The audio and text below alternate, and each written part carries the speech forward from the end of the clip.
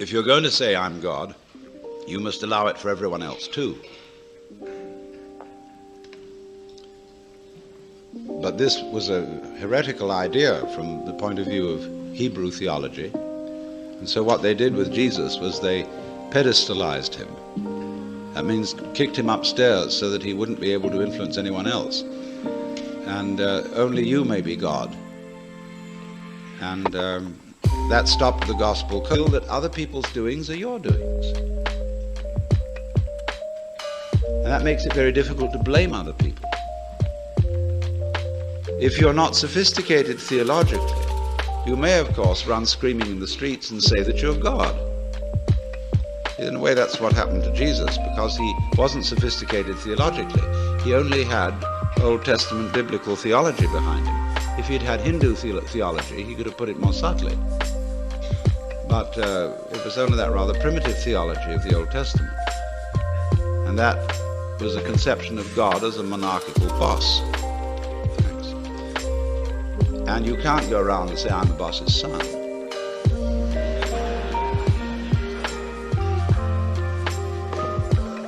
If you're going to say I'm God, you must allow it for everyone else too.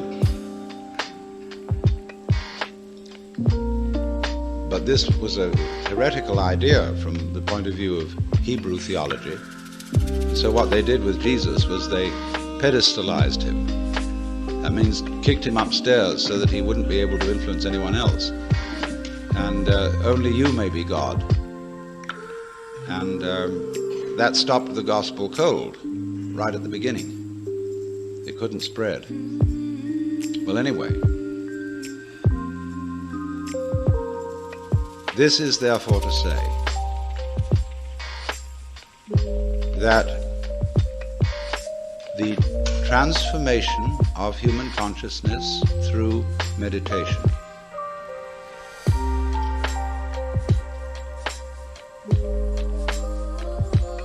is frustrated. So long as we think of it in terms of something that I myself can bring about, by some kind of wangle, by some sort of gimmick. Because you see, that leads to endless games of spiritual one-upmanship and of guru competitions. Of my guru is more effective than your guru. My yogas are faster than your yoga. I'm more aware of myself than you are. I'm humbler than you are. I'm sorrier for my sins than you are. I love you more than you love me. This interminable goings on about which people fight and wonder whether they're a little bit more evolved than somebody else and so on. All that can just fall away. And then we get this strange feeling that we have never had, you see, in our lives, except occasionally by accident. Some people get a glimpse that we are no longer this poor little stranger and afraid in a world it never made. But that you... So, cheer up. You can't blame anyone else for the kind of world you're in. And if you know, you see, that I, in the sense of the person, the front, the ego, it really doesn't exist, then it won't go to your head too badly if you wake up and discover that you're God. So long as you are trying to make progress, you will go up. But up always implies down. So while you are trying to get better and better and better, that means that when you get to the best, you can only go on to the worst. And so you go round and round and round, ever chasing the illusion that there is something outside yourself, outside your here and now, to be attained that will make things better. And the thing is to recover from that illusion. So a Buddha means somebody who has woken up and discovered that running around this thing may be fun, and it may be good to run around, but if you think you're going to get something out of it, you're under illusion, because you're forever the donkey with the carrot suspended from his own halter. Now then, it goes on to say that there's only one place one point in this wheel from which you can become a Buddha, and that's here. The Devas are too happy to become Buddhas, or to worry about becoming a Buddha. The Narakas are too miserable. The Asuras are too angry. The animals are too dumb, and the Pretas too frustrated. Only in the middle position, the position of man, which is, you could say, the equal position, the position of sufficient equanimity to begin to think about getting off this rat race. Only from there, you see, can you become a Buddha. So the position of a Buddha may be represented either as not on the wheel at all or as right in the middle of it. It makes no difference. And so he is just as in a way the axle point, the still point of the turning world, as to use T.S. Eliot's phrase, is the unmoved center, the unmoved mover, the primum mobile, the axle tree of the world. Also the navel, that's why yogis are said to contemplate their navel. The navel isn't on their tummy, it's this place, the navel of the world. So that's the scheme of cosmology, of ancient Indian cosmology in which Buddhism arises. So you see, therefore, a Buddha is one who awakens from the illusion of samsara. That is, from the thought that there is something to get out of life, that tomorrow will bring it to you, that in the course of time it will be all right. And therefore one is set pursuing time, as if you were trying to quench your thirst by drinking salt water. Now, I can exemplify this a little more strongly by relating Buddhism to the social system in which it arose. A Buddhist monk is sometimes called a shramana. S-R-A-M-A-N-A, shramana. This is closely allied to the word shaman. And a shaman is the holy man in a culture that is still hunting. It isn't settled, it isn't agrarian. There is a very strong and important difference between a shaman and a priest. A priest receives his ordination from his superiors. He receives something from a tradition which is handed down. A shaman doesn't. He receives his enlightenment by going off into the forest by himself, to be completely alone. A shaman is a man, in other words, who has undergone solitariness. He's gone away into the forest to find out who he really is, because it's very difficult to find that out while you're with other people. And the reason is that other people are busy all the time telling you who you are, in many, many ways, by the laws they impose on you, by the behavior ruts they set on you, by the things they tell you, by the fact that they always call you by your name, and by the fact that when you live among people you have to be in a state of ceaseless chatter. But if you want to find out who you are before your father and mother conceived you, who you really are, you almost have to go off by yourself. Go into the forest and stop talking, even stop thinking words, and be absolutely alone. And listen to the great silences. And then, if you're lucky, you recover from the illusion that you're just little me, the so-and-so, and you attain the state of nirvana, which means the blown-out state, the relieved state, the sigh of relief. Nirvana may be translated into English as, phew, I've at last discovered that I don't have to survive. I can survive, of course, but I don't really have to. Because you discover, you see, that what you really are doesn't have to survive, because it's what there is. The real you is it, or that. Tat tvam asi, that art thou, as the Hindus say. So then, in the normal life of India, which is not a hunting culture, but a settled culture, there are priests, but there is something beyond the priest. That is to say, when a man or woman has fulfilled his or her life in the world of society, it's the normal thing to do for a person to quit their status in society and become what's called a forest dweller. That is almost, you see, to go back to the hunting culture. They divide people into two classes, grihastha, which means householder, and vanaprastha, which means forest dweller.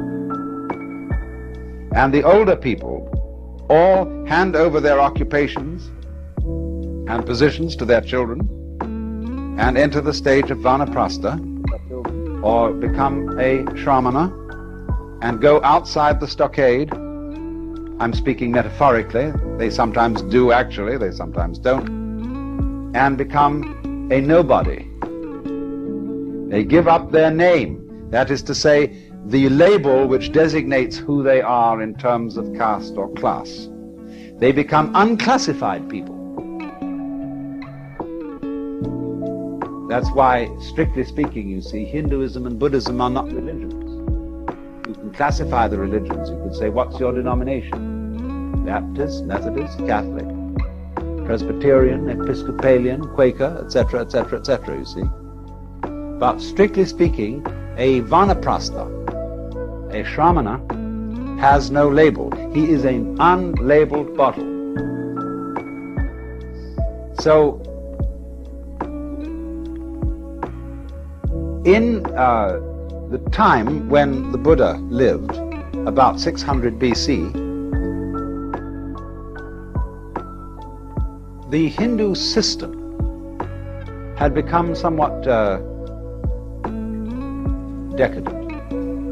It isn't altogether clear what had happened to it, but it is certain that it did seem in some way to be in need of reform. And so there were many reasons for this.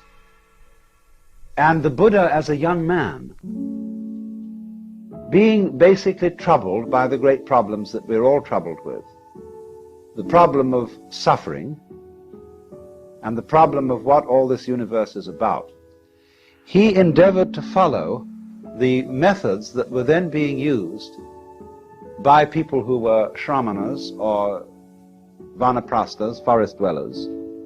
And at that time, it's very apparent that the main method that these people were using was an ascetic discipline. Starvation, very arduous meditation practices, probably self-flagellation and things of that kind. And it's said that for 7 years he practiced these austerities. But he found out that they didn't lead to liberation. And all the people who were practicing them knew they didn't either. But they felt that that was only because they weren't doing it hard enough. And so he propounded instead the middle way. The way that led to liberation from the rat race that I've drawn here, neither through austerities nor through pleasure-seeking. See, these are the two ways, the two paths. The people who say the whole point of life is to enjoy it, to get the most out of it, you see. And the other people who tried that, and then they found it was sour grapes or something, you know, or they burned their fingers in the pursuit of pleasure. The girl that was so beautiful eventually fell apart, or just turned into a shrew, and whatever it was. And So they said, instead, let us torment ourselves. A lot of people enjoy this, or get something special out of it. I was in Mexico this summer, and what I went there for was to study Mexican Catholicism, where they make a great cult of suffering. And I was very puzzled about this and wanted to understand it. And everywhere, you know, they have these ghastly, tormented Christs, all drooling with blood, hanging on crosses in very contorted positions. And I realized there are certain people who find that the sitting on the tip of a spike is the realest place in the world. Because when you're on the tip of a spike, you know you're there. There's no doubt about it. And also you know that you're expiating for everything. This, somehow by sitting on the spike, you are paying for your guilt. And so long as you hurt, you're all right. See? So these shamanas were doing something of the same kind. And the Buddha became enlightened, became a Buddha. He woke up at the moment when he gave up that kind of quest, the moment he gave up, as we should say, trying to take the kingdom of heaven by storm.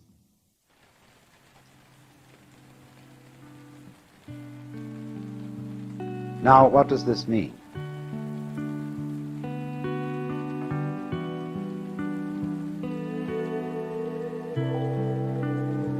It means that in his time, the way of liberation had become competitive, which meant it was on the wrong track.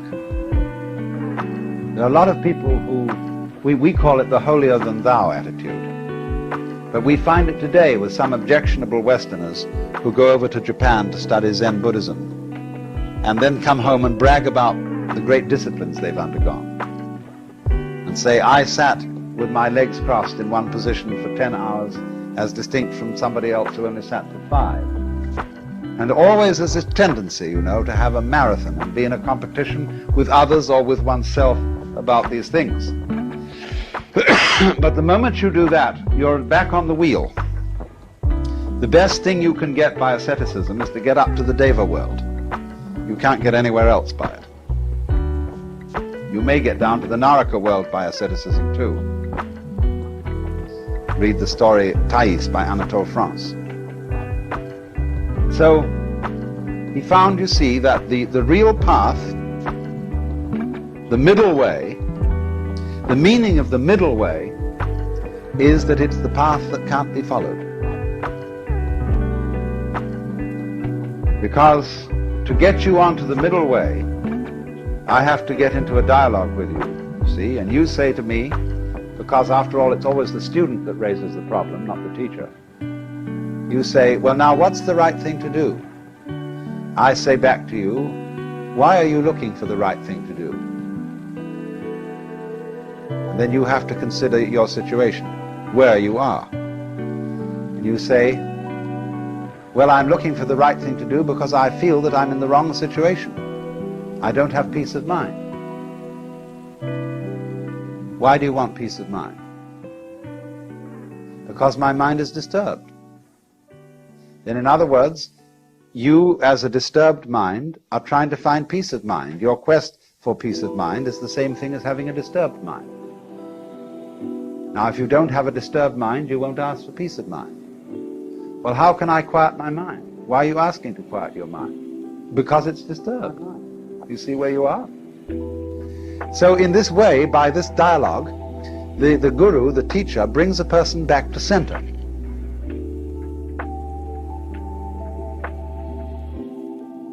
So then this is the point. All Buddhist teaching is a dialogue.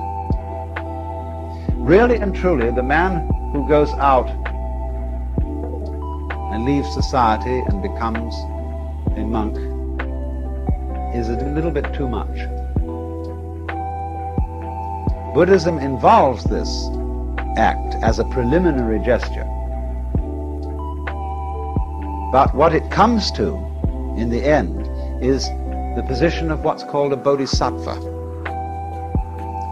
A bodhisattva means somebody who went out of society or we should say gave up the world in some way, took on the robe, took on the discipline. He found what he was looking for, but his finding it was absolutely simultaneous with his coming back into society. And he's called a bodhisattva, as distinct from a pratyeka Buddha, which means a private Buddha, one who goes out and doesn't come back. And the bodhisattva is considered as having a superior attainment, superior insight.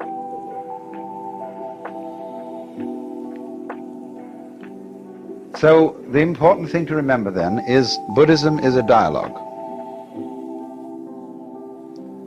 And its teaching is a method, not a doctrine. Now, the teaching of Buddhism is summed up in what are called the Four Noble Truths. The truth of suffering, the truth about the origin of suffering, the truth about the ceasing of suffering, and the truth about the way to the ceasing of suffering. Dukkha, D-U-H-K-H-A, is the Sanskrit word we translate suffering. Discord, frustration, something like that. That's always the problem, you see. And this, because of suffering, is the reason why human beings seek out teachers and saviors. I hurt, and I don't want to hurt. So that's the universal problem, see, that everybody brings. So then the teacher replies to this problem by saying, you suffer because you crave things. Trishna, T-R-I-S-H-N-A, from which we get our word thirst. Trishna, craving or desire, is the cause of suffering. That's the second truth. Now, the Buddhist analyzes this a bit. He says, the world is dukkha, he says, it's full of frustration, and it's also characterized by impermanence, anitya, and by non-entityness, anatman. That means that no thing exists independently. Everything is a thing only in relation to everything else. Therefore, there are no separate things, no real selves or souls or egos. And trying to cling to the world, which is necessarily changing, trying to have a separate self and to protect it, all these things are trishna. They are the cause of dukkha.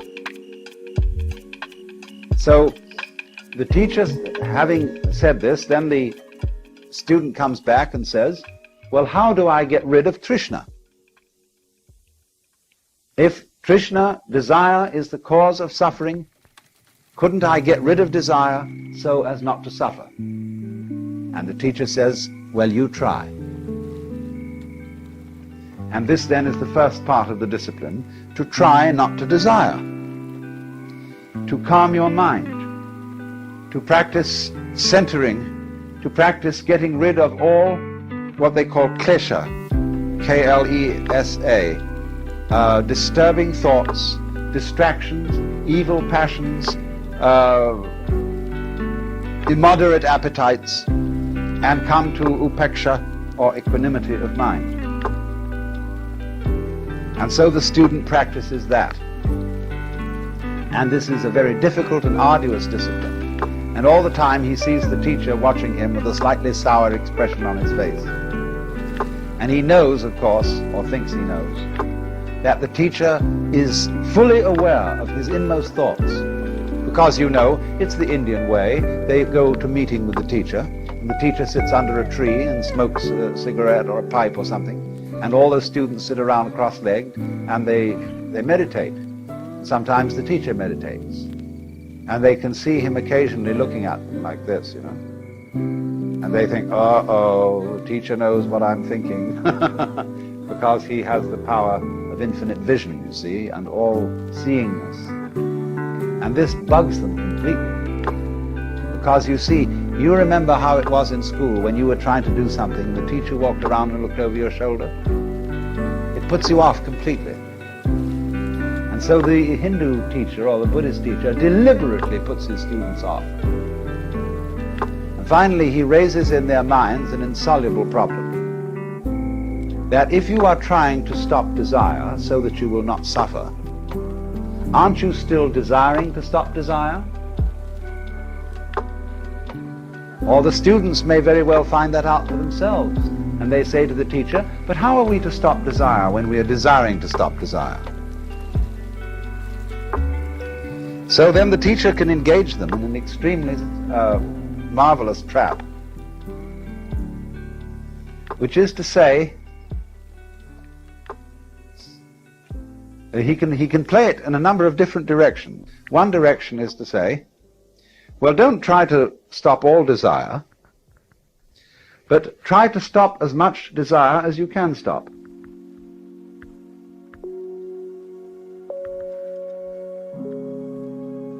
You see where this is going to go. Then they're going to say, well, I'm a little excessive about desiring to stop desire. Well, if you're naturally excessive about it, he says, try to be as slightly excessive as you can. You see? Now, do you see what's leading here? If you follow that course, you are being brought to center in the same way as I demonstrated before. You're being brought to yourself, to accept yourself as you are here and now, totally. But you can't do that directly, because if you try to accept yourself, you will always find that in yourself there is a spirit of the non-acceptance of things, and you have to accept that. So the teacher would say, don't try to accept yourself more than you can accept yourself. Accept yourself as much as you can accept yourself. Because then you see you are also accepting the part of you that doesn't accept. Or he may try on another tack. He may say, all right, now, if you've seen that it's that desiring not to desire is simply another form of desire. You're trying, for example, to get rid of your sensuous appetites. You are going to give up booze and women and pâté de foie gras or whatever it may be. And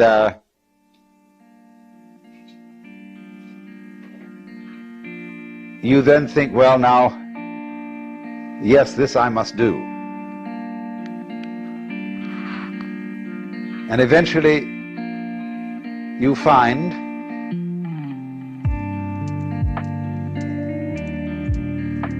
that you are becoming proud of your success in mastering your appetites. And you're beginning to depend on that. So the teacher says, do you see you're in the same trap as you always were?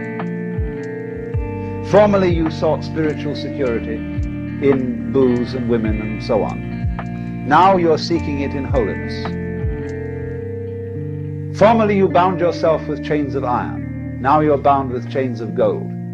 Formerly you boasted to all the boys how many sins you committed. Now you're boasting before the Lord of how many virtues you have. Same trap. Why do you do it? So the student eventually finds there's no way at all to not desire. Even desiring not to desire is desiring. Even trying to accept oneself is a way of trying to escape from oneself, because one hopes psychotherapeutically that by accepting yourself you will get rid of your nasty symptoms. So you're not accepting them. You're not accepting them by the gimmick, by the pretense of trying to accept them. So this is the way in which the dialogue of Buddhism begins to work. And as it progresses step by step, let me try and show you a little bit more how it works, because I'm shortening it enormously in order to give you an outline of the whole thing. What is going on between the teacher and the student, the Buddha and his disciples, is not merely a dialogue. There is the verbal dialogue, yes, that goes on. But there also, it spread over a long period of time. And in the intervals, the students are practicing meditations. They are making efforts to control their minds and emotions, and practicing those things which are the Buddhist equivalents of yoga. So that in parallel to the intellectual discussion, there is going on a total devotion of one's whole being to a quest, morning, noon, and night. And so you see this works up a very considerable psychic alertness. It makes the student put a very considerable psychic investment in the task. And as he goes on, you see, he becomes more and more frustrated. Because as the trap closes, and he finds that it's impossible to do the right thing because the right thing is always done for the wrong reason. When the wrong man uses the right means work in the wrong way. You see? There is something you could do to attain liberation, or as the Christian would say, union with God, if you could do it. But the Christian would say, by reason of original sin, you can't.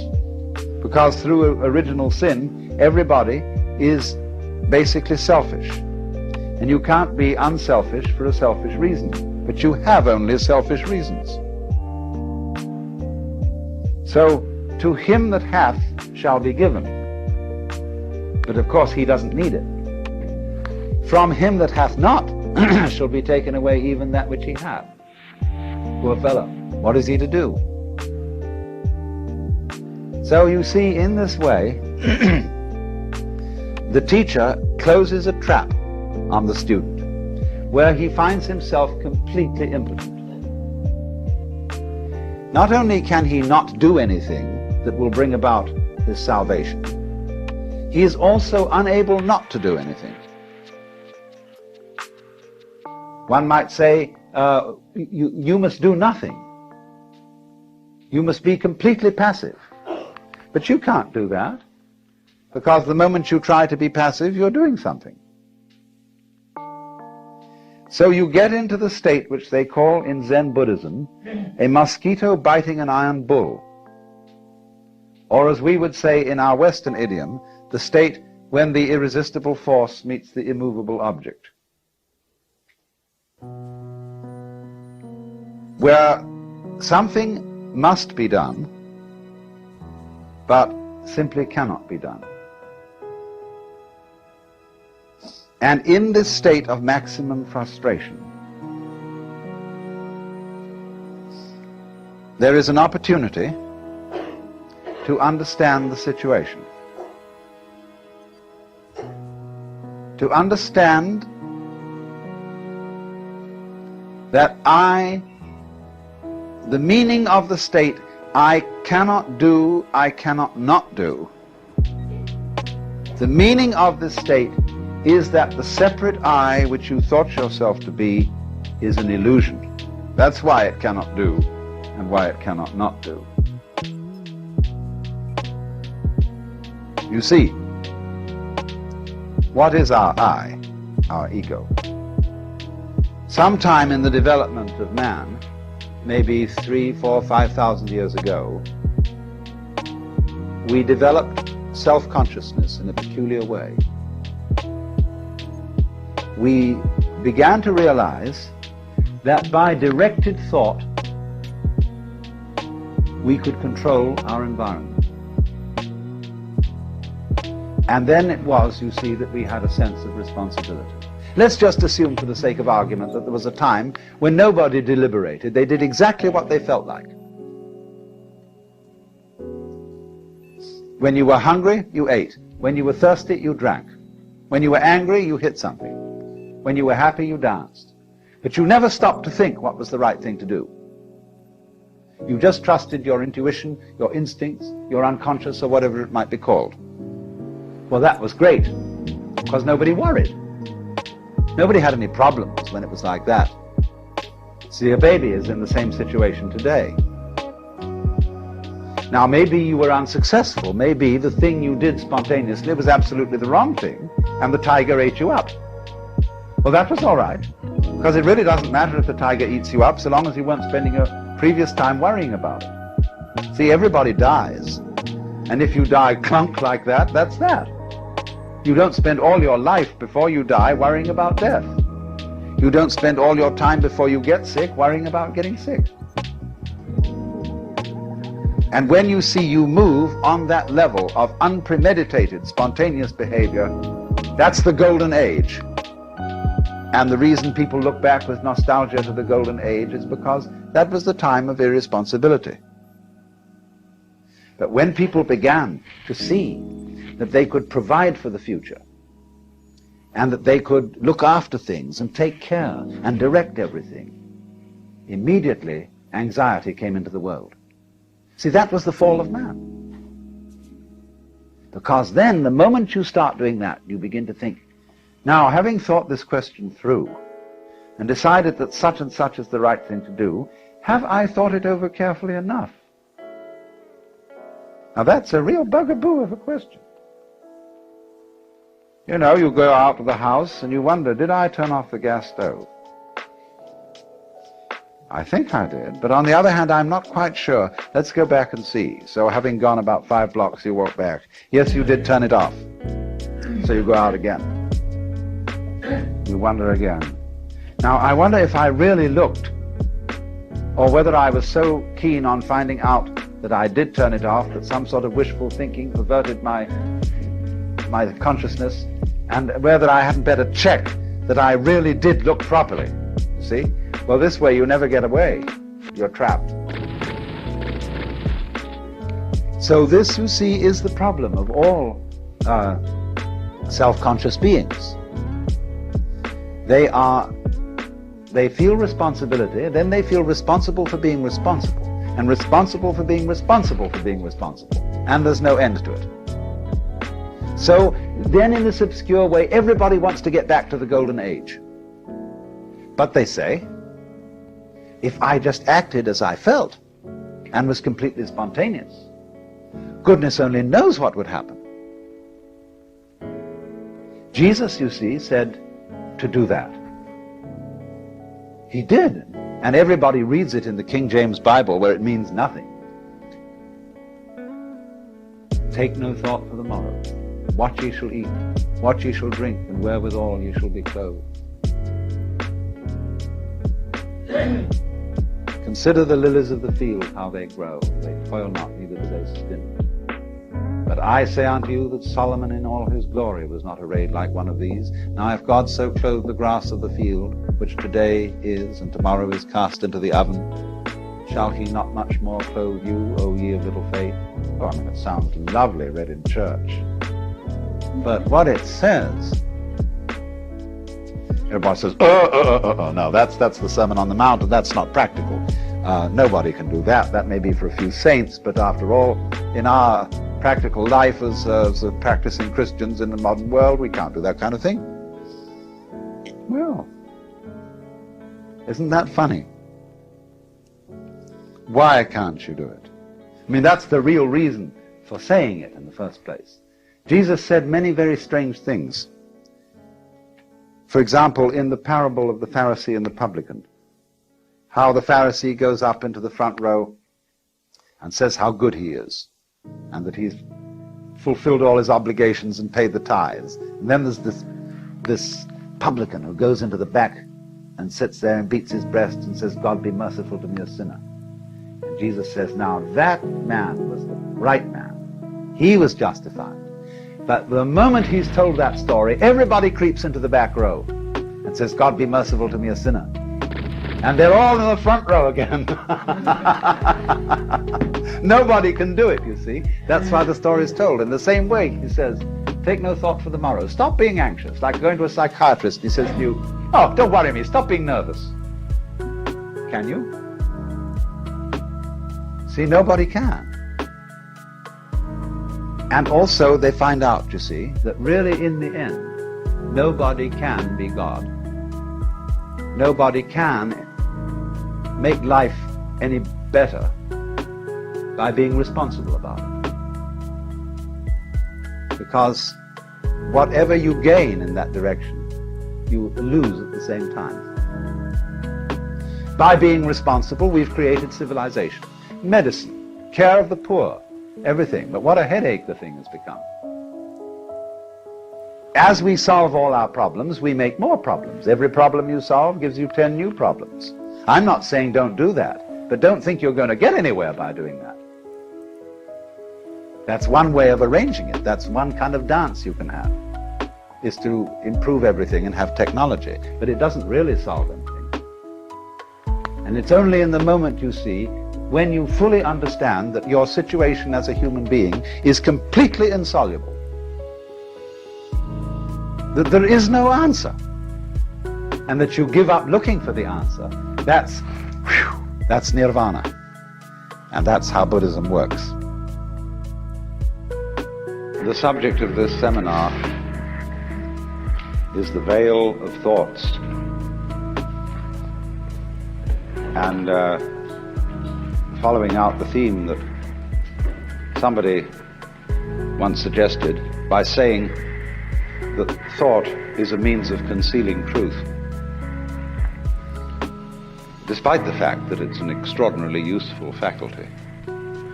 But in quite recent weeks, we've had an astounding example of the way mankind can be bamboozled by thoughts.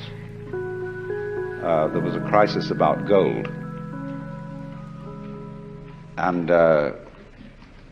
the confusion of money in any form whatsoever with wealth is one of the major problems from which civilization is suffering. Because way back in our development, when we first began to use symbols to represent the events of the physical world, we found this such an ingenious device that we became completely fascinated with it.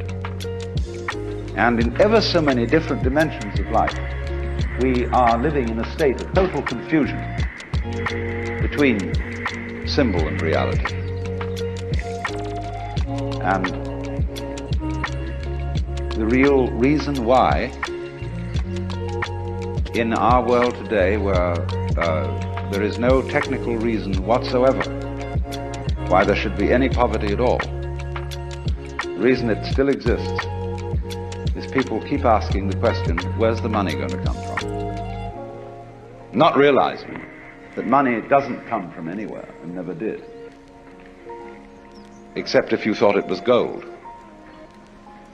And then, of course, if to increase the supply of gold and use that to finance all the world's commerce, prosperity would depend not upon finding new processes for growing food in vast quantities, or getting nutrition out of the ocean, or getting water from atomic energy.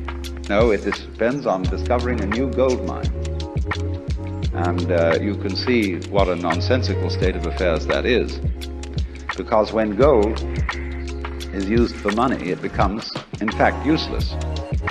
Gold is very useful metal for filling teeth, making jewelry, and maybe covering the dome of the Capitol in Washington.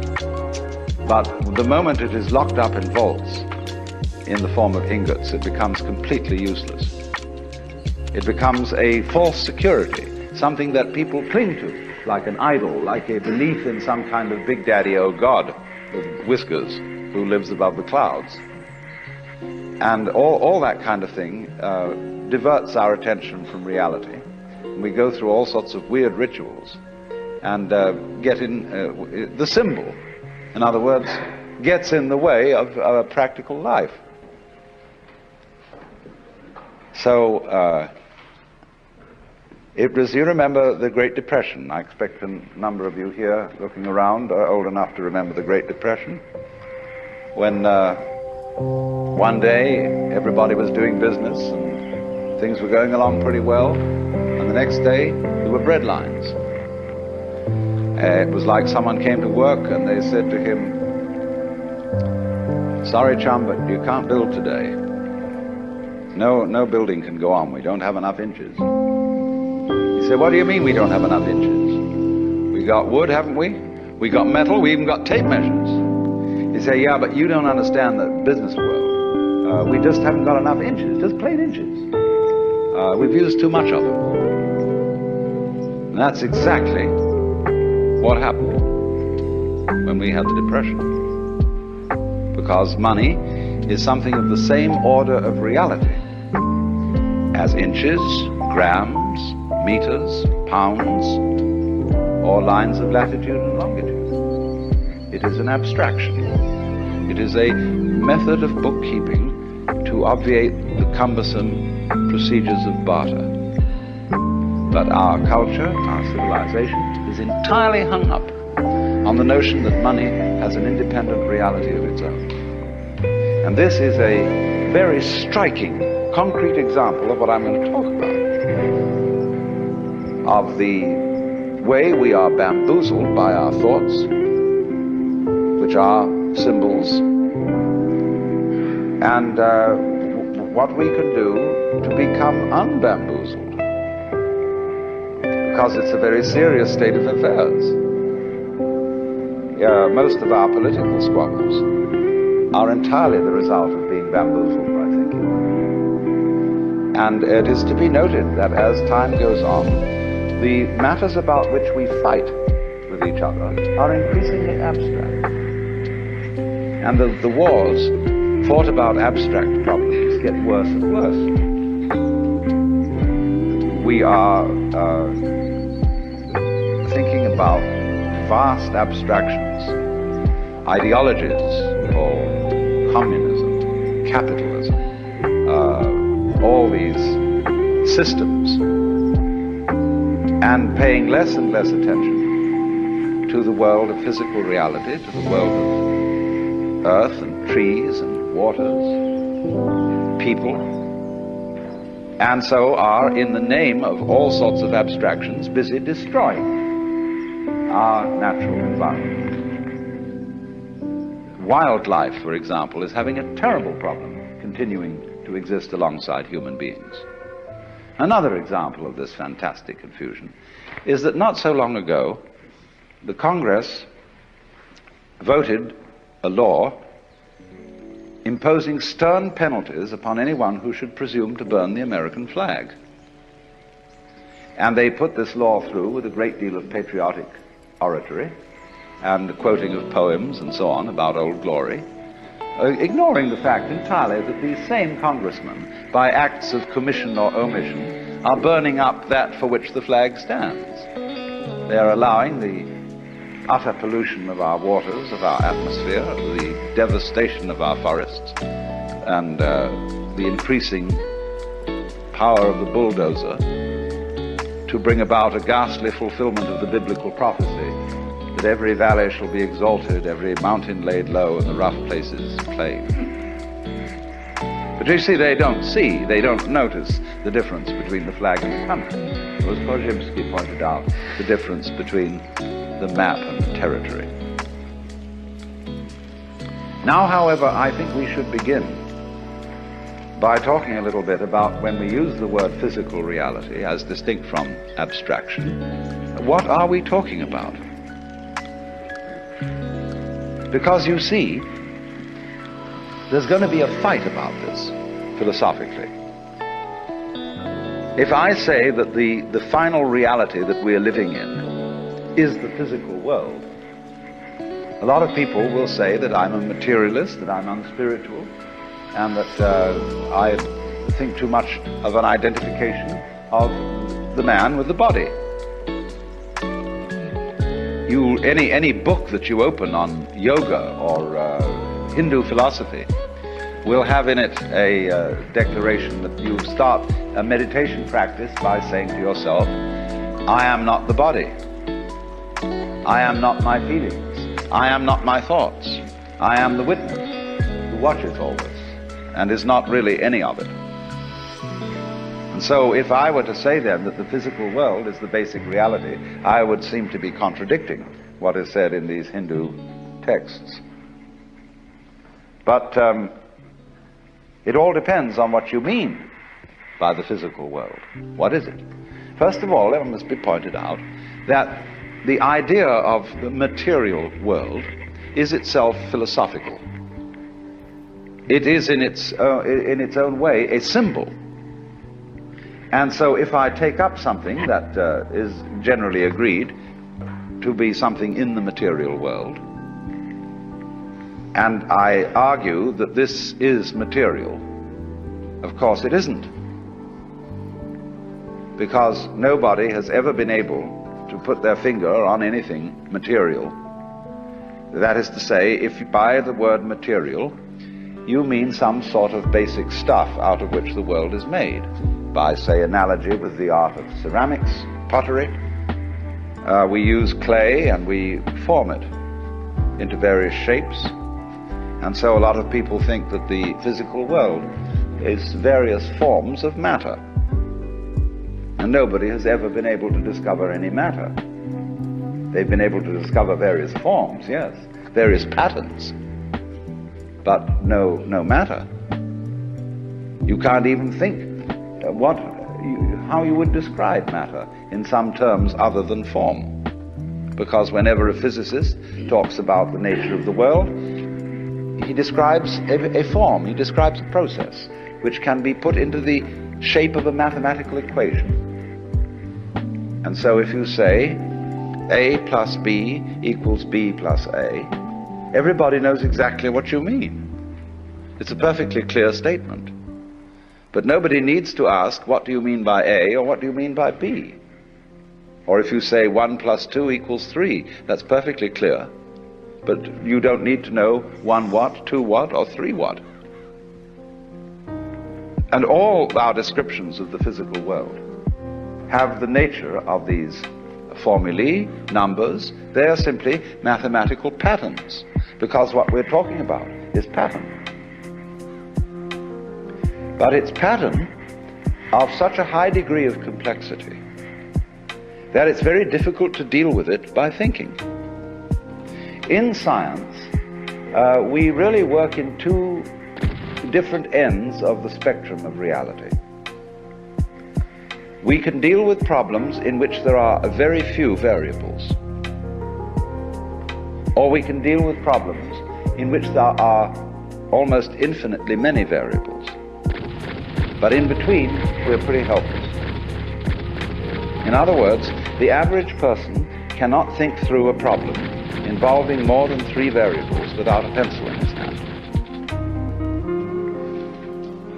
That's why, for example, it's difficult to learn complex music.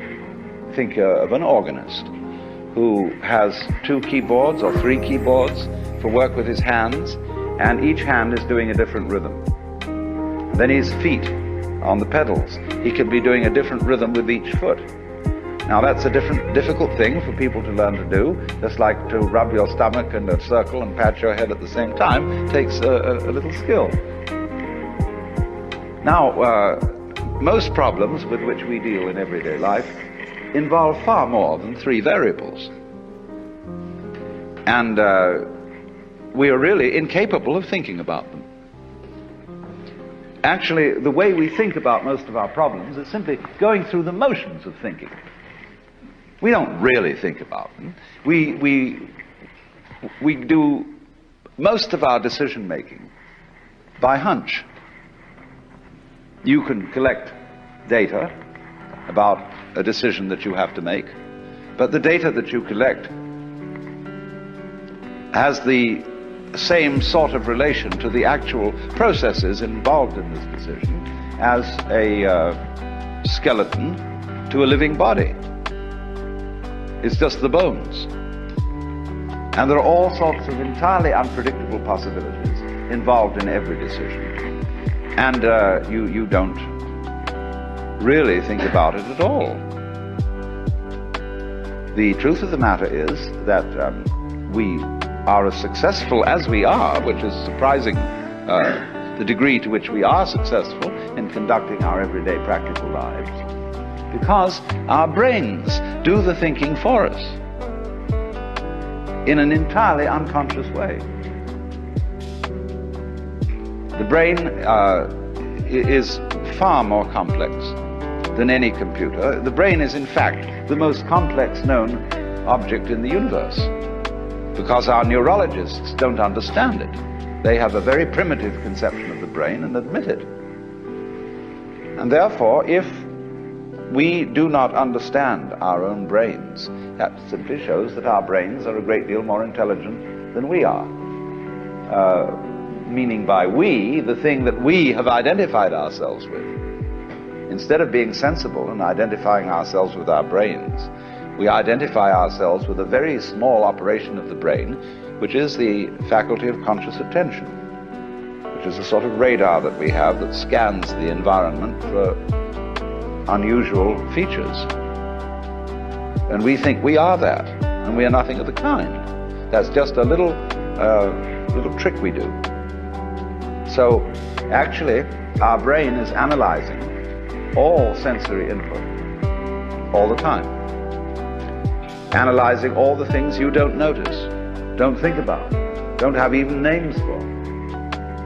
And so it is this marvelous complex goings on which is responsible for our being able to adapt ourselves intelligently to the rest of the physical world. The brain is furthermore an operation of the physical world. But now you see, though, we get back to this question. Physical world. This is a concept. This is simply an idea. And if you want to ask me to differentiate between the physical and the spiritual, I will not put the spiritual in the same class as the abstract. But most people do. They think that 1 + 2 = 3 is a proposition of a more spiritual nature than, say, for example, a tomato. But I think a tomato is a lot more spiritual than 1 + 2 = 3. This is where we really get to the point. That's why in Zen Buddhism, when people asked what is the fundamental principle of Buddhism, you could very well answer a tomato. Because look how, when you examine the material world, how diaphanous it is. It really isn't very solid. A tomato doesn't last very long, nor for that matter do the things that we consider most exemplary of physical reality, such as mountains. The poet says, "The hills are shadows, and they flow from form to form, and nothing stands." Because the physical world is diaphanous. It's like music. When you play music, it simply disappears. There's nothing left. And that, for that very reason, it is one of the highest and most spiritual of the arts, because it is the most transient. And so, in a way, you might say that transiency is a mark of spirituality. A lot of people think the opposite, that the spiritual things are the everlasting things. But you see, the more a thing tends to be permanent, the more it tends to be lifeless. Nothing is so dead as a diamond. And yet, this imagery, the idea of the most mineral objects being the most permanent, and so they get associated with the spiritual. Jesus Christ is called the Rock of Ages. And even the Buddhists have used the diamond the Vajra, as an image of the fundamental reality of the universe. But the reason why they used diamond was not that it was hard, but that it was completely transparent, and therefore afforded a symbol of the void, which everything fundamentally is. Not meaning that there simply is nothing there, but the void means that you cannot get any idea which will sufficiently define physical reality. Every idea will be wrong, and in that sense it will be void. So then, the physical world, we can't even find any stuff out of which it's made. We can only recognize each other. And I say, well, I realize that I met you before and that I see you again. But the thing that I recognize is not anything really except a consistent pattern. Let's suppose I have a rope, and this rope begins by being manila rope. Then it goes on by being cotton rope. Then it goes on with being nylon. Then it goes on with being silk. So I tie a knot in the rope, and I move the knot down along the rope. Now, is it as it moves along the same knot or a different knot? We would say it was the same because you recognize the pattern of the knot.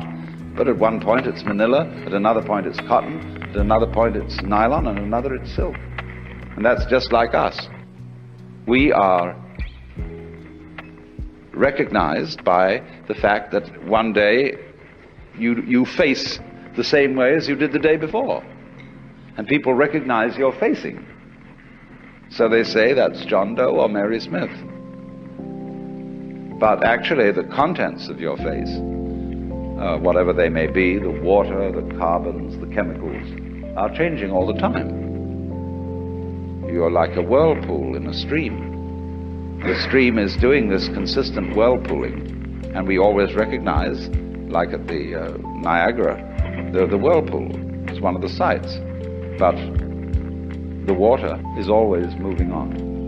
And we are just like that, and everything is like that. So there's nothing in the physical world that is what you might call substantial. It's pattern. And this is why it's so spiritual. To be non-spiritual is not to see that. In other words, it is to impose upon the physical world the idea of thingness, of substantiality. That is to be, in the sense that the Hindus use it, that is to be involved in matter, to identify with the body. To believe, in other words, that the body is something constant, something tangible. The body is really very intangible. You cannot pin it down. It's all falling apart furthermore. And we're aging, getting older. And so therefore, if you cling to the body, you will be frustrated. So the whole point is that the material world, the world of nature, is marvelous, so long as you don't try to lean on it, so long as you don't cling to it. And if you don't cling to it, you can have a wonderful time with it. Let's take for a very controversial issue. All spiritual people are generally against lovemaking. Ramakrishna used to speak about the evils of woman and gold. I've already demonstrated the evils of gold.